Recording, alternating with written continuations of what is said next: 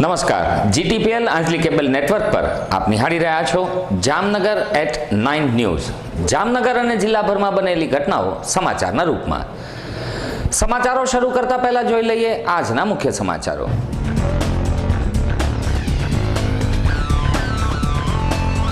રંગમતીના પટમાં લોકમેળો ખુલ્લો મોકતા મેયર।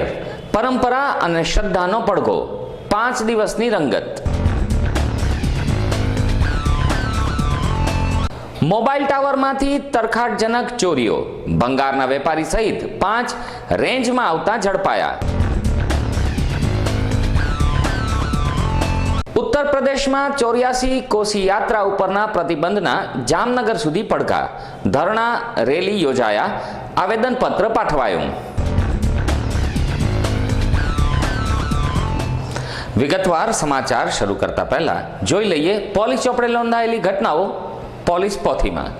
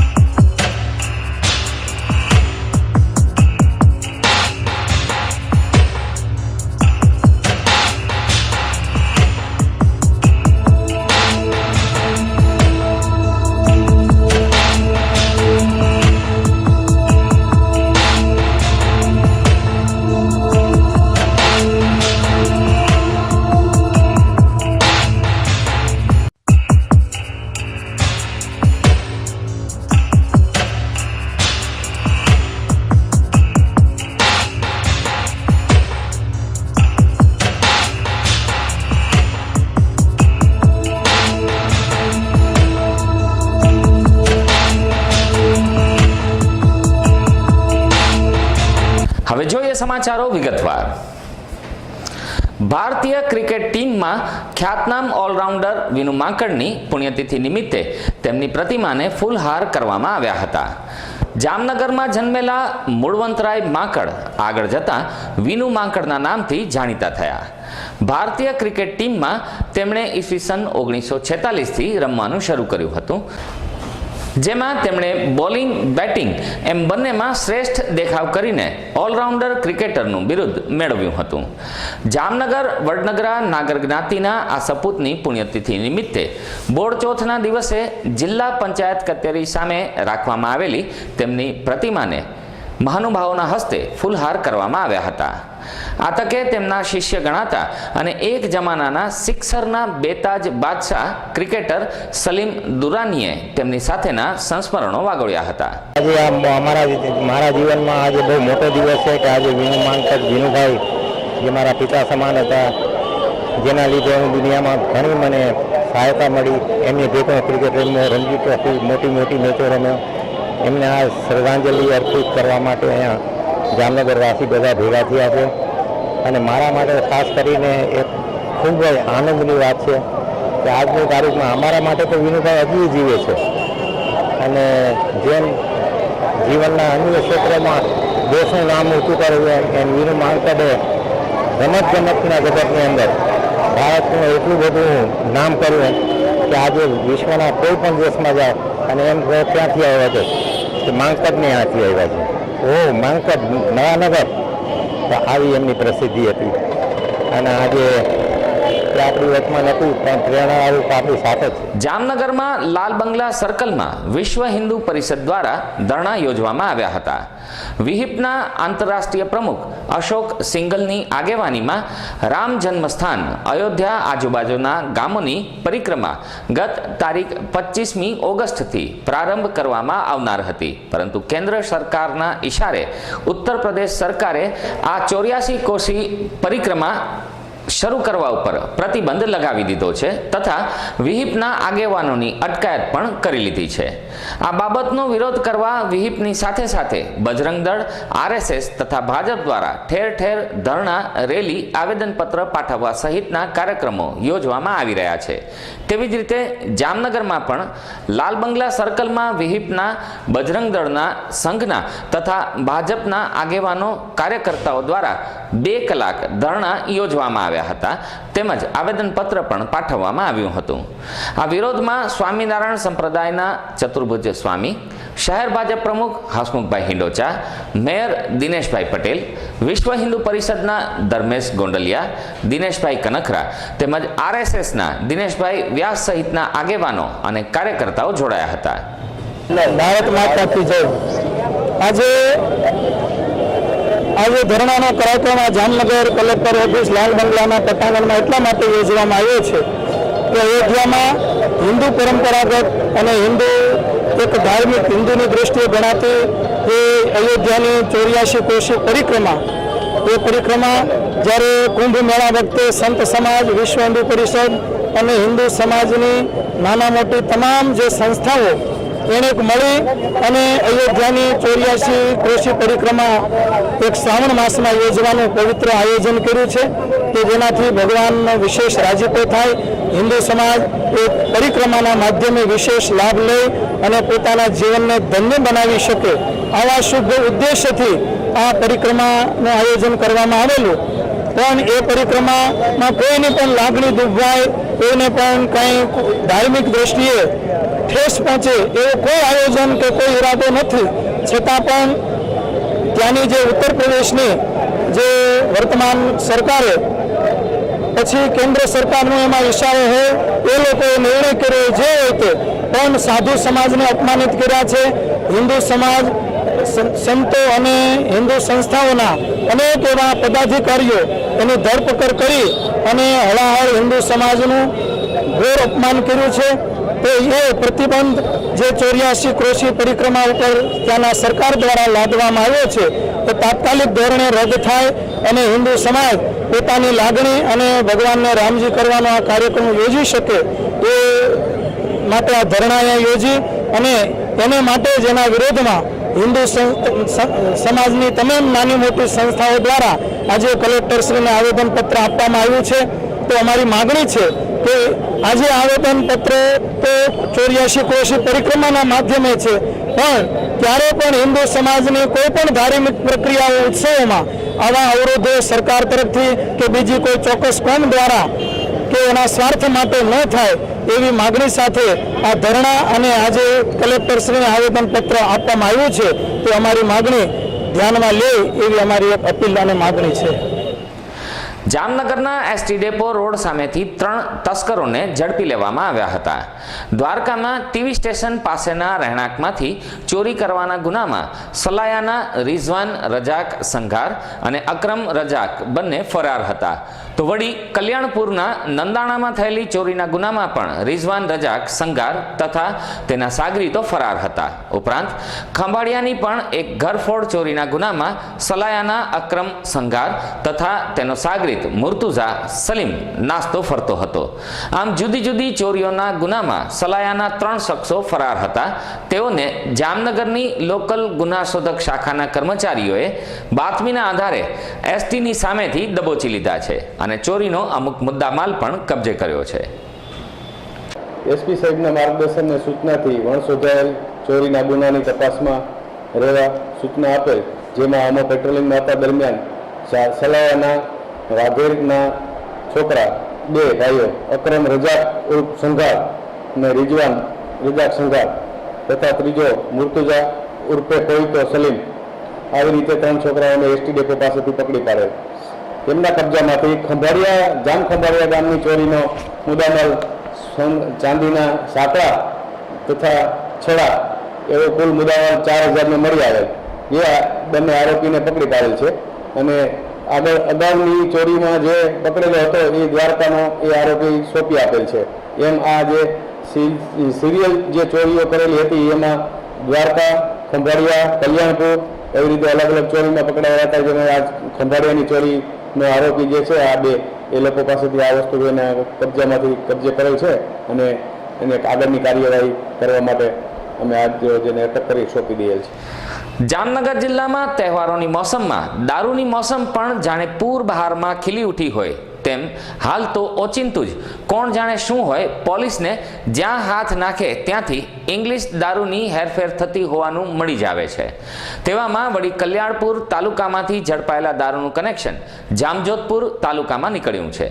જેમાં કલ્યાણપુરના ગોકલપર ગામની સીમમાંથી તથા ભોગાત ગામમાંથી મળી નારણ કાના અને લખમણ પરબતને દારૂની બોટલ 206, બિયરના ટીન નંગ 138 સાથે કુલ રૂપિયા 96,200ના મુદ્દામાલને ઝડપી લેવામાં આવ્યો છે.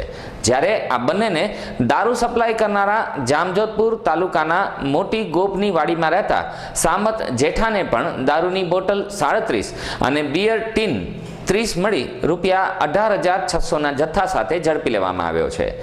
જામનગર એલસીબી દ્વારા આ ત્રણેય આહિર શખ્સોની ધરપકડ કરી લગત પોલીસ સ્ટેશનોમાં આગળની કાર્યવાહી માટે સોંપવામાં આવ્યા છે. જામનગરમાં તાજેતરમાં તહેવારોને અનુલક્ષીને પોલીસ પેટ્રોલિંગ વધ્યું હોય તેવું જોવા મળે છે. જો કે હજુ ઘણા વિસ્તારોમાં નાઇટ પોઈન્ટ અને નાઇટ પેટ્રોલિંગની જરૂર છે. તેમજ જાહેર રોડ ઉપરની ચા પાણીની હોટેલ, આજુબાજુ તથા છકડા સ્ટેન્ડ ઉપરના જમેલાઓ પણ દૂર કરવા જરૂરી છે. નગરમાં ખાસ કરીને તળાવની પાળ ઉપર વારંવાર રોમિયોગીરીનો ત્રાસ રહે છે તથા ચીલ ઝડપના ગુના પણ બને છે. તો ક્યારેક યુવતીઓની પાસેથી તીવ્ર હોર્ન વગાડીને કિકિયારી કરતા નીકળતા અમુક બાઇકર્સ સામે ભદ્ર સમાજના લોકો ફરિયાદ કરવાનું ટાળતા હોય આવા આવારા તત્વો બેફામ બની રહ્યા છે. તેવી જ રીતે નગરમાં અનેક સોસાયટી વિસ્તારોમાં તેમજ મહિલા college, DKV college, SVIT college, Hariya college, Ayurved college, commerce college સહિતની મોટી કોલેજ અને કન્યા શાળાઓ આજુબાજુ શિકારની શોધમાં ગીધડાઓ વિવિધ વાહનોમાં મંડરાતા હોય છે.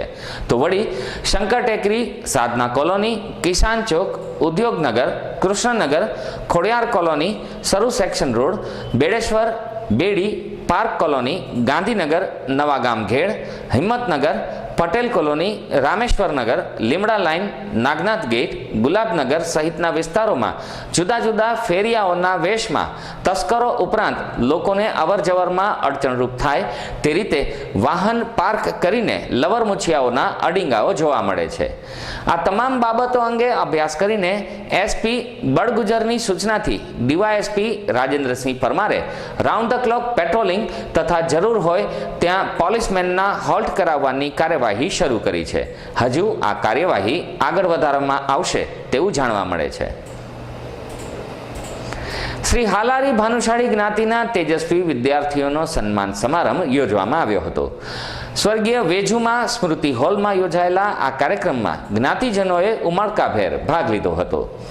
હાલના યુગમાં જ્યારે શિક્ષણ મેળવવું તે કારકિર્દી ઘડતર માટે અતિ આવશ્યક છે, ત્યારે સમાજના બાળકો સારું શિક્ષણ મેળવે, સારા પરિણામો લાવે, ત્યારે તેવા તેજસ્વી વિદ્યાર્થીઓને પ્રોત્સાહન મળે તેમજ બીજા બાળકોને પ્રેરણા મળે, ઉપરાંત પોતાના તેજસ્વી બાળકોના સન્માન થતા જોઈ તેમના માતા પિતા પણ ગૌરવ અનુભવે અને સાથે પોતાની મહેનત ફળી હોવાનો સંતોષ મેળવે, સાથે સાથે સમાજ સૌની પડખે છે તેવી પ્રતીતિ થાય તેવા ચતુર્વિધ હેતુથી આ કાર્યક્રમ યોજવામાં આવ્યો હતો.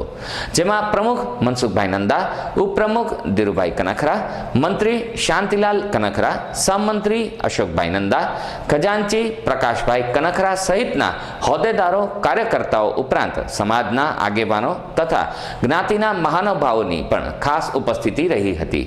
આ સન્માન સમારંભમાં તેજસ્વી વિદ્યાર્થીઓને પુરસ્કાર આપવામાં આવ્યા હતા. હું શિવાની કનખરા છું. હું આઈટી એન્જિનિયર બની અને હું બહુ જ ખુશ છું કે હાલારી ભાનુશાળીએ આવા પ્રોત્સાહન આપીને બધાને આવા ઇનામ આપે છે અને હું ઈચ્છું છું કે આગળ જતા એવું એ લોકો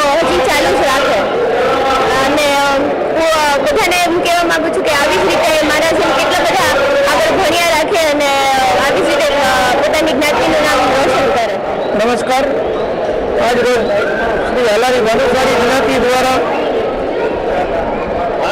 વિદ્યાર્થીઓના સન્માન સમારોહ યોજવામાં આવેલ છે શિક્ષણ સમિતિ દ્વારા, જેમાં મોટી સંખ્યામાં વિદ્યાર્થીઓએ ભાગ લીધેલ છે. ધોરણ 8થી કોલેજને એની ડિગ્રી કોર્સના MBA, CA, ડોક્ટરો અને PSI સુધીના પરીક્ષાઓ પાસ કરેલ વિદ્યાર્થીઓને સમાજની જ્ઞાતિ શિક્ષણ સમિતિ દ્વારા યોજવામાં આવેલ, જેમાં મોટી સંખ્યામાં લોકોએ ભાગ લીધેલ. અને હવે સાથ સહકાર દરેક જ્ઞાતિજનોને મળતો રહીએ, ખાસ કરીને વિદ્યાર્થીઓને ઉત્તર પ્રગતિ કરે અને તેઓના વિદ્યાર્થીઓને વિનંતી કે તેઓ સમાજ માટે ઉપયોગી થાય અને સમાજના દરેક કાર્યમાં હવે સાથ સહકાર આપતા રહીએ. નમસ્કાર. જામનગરની એક હોટેલ દ્વારા કરવામાં આવેલા દબાણ સામે ન્યાયાલય દ્વારા સખત વલણ અપનાવવામાં આવ્યું છે. ગોકુલનગરમાં આવેલી ક્રિષ્ના હોટેલના સંચાલકો દ્વારા પાર્કિંગમાં અનધિકૃત રીતે છાપરા નાખીને દબાણ કરવામાં આવ્યું હતું, જે અંગે નીચેની કોર્ટે દબાણ તોડવા JMCને સત્તા હોવાનો હુકમ કરી દબાણ તોડવા માટેનો માર્ગ મોકળો કર્યો હતો. ત્યારે આ હોટેલ સંચાલકોએ ડિસ્ટ્રિક્ટ કોર્ટમાં અપીલ કરી હતી. તે અપીલ ડિસ્ટ્રિક્ટ કોર્ટે કાઢી નાખી હતી. એટલું જ નહીં, મહાનગરપાલિકાને બિનજરૂરી રીતે લિટિગેશનમાં ઉતારવા બદલ આ હોટેલના સંચાલકને ₹10,000નો દંડ પણ ફટકાર્યો હતો. ઉપરાંત હાઈકોર્ટમાં અપીલમાં જવા 30 દિવસના સ્ટેની માંગણી કરવામાં આવી હતી. તે માંગણી પણ કોર્ટે ઠુકરાવી દીધી હતી. આ રીતે મહાનગરપાલિકાની તરફેણમાં અને દબાણ કરનાર સામે સખતાઈના વલણ દર્શાવતો એવો ન્યાયિક ચુકાદો કોર્ટે એડવોકેટ અશોક નંદાની દલીલોને ધ્યાનમાં લઈને આપ્યો છે. શહેરના દિગ્જામ સર્કલ પાસે ટ્રકની ઠોકરે એક કિશોરનું કમકમાટી ભર્યું મૃત્યુ નિપજ્યું છે, જેથી આ પરિવારમાં સાતમ આઠમના તહેવારના સમયે જ શોક છવાઈ ગયો છે. જામનગર જિલ્લામાં તાજેતરમાં રોડ એક્સિડન્ટ્સના બનાવ ચિંતાજનક રીતે વધી રહ્યા છે. તેમાંય ખાસ કરીને ટ્રક, તુફાન અને છકડાઓ એક્સિડન્ટ માટેના હોટ ફેવરિટ બની રહ્યા છે.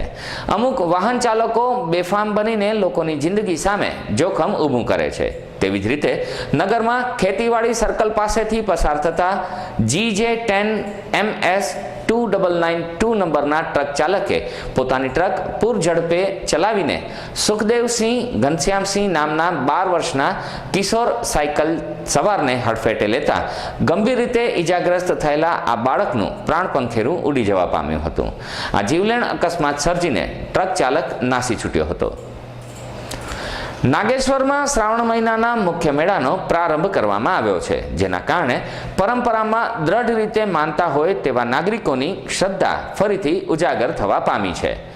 સંસ્કૃતિગત પરંપરાઓ મુજબ કોઈ પણ નગરમાં નદી કિનારે મુખ્ય મંદિર હોય તેમજ શ્રાવણ માસમાં સાતમ આઠમ નોમના મેળા આવા મંદિરો પાસે અને ખડખડ વહેતી નદીના કાંઠે યોજવામાં આવતા હોય તેનો વિશેષ આનંદ એ રહેતો કે મેળા બંધિયાર ન હતા અને તેને જ લોકમેળો કે શ્રાવણી મેળો કહેવામાં આવતો. બાકીના મેળાઓને આનંદ મેળા કહેવામાં આવે છે.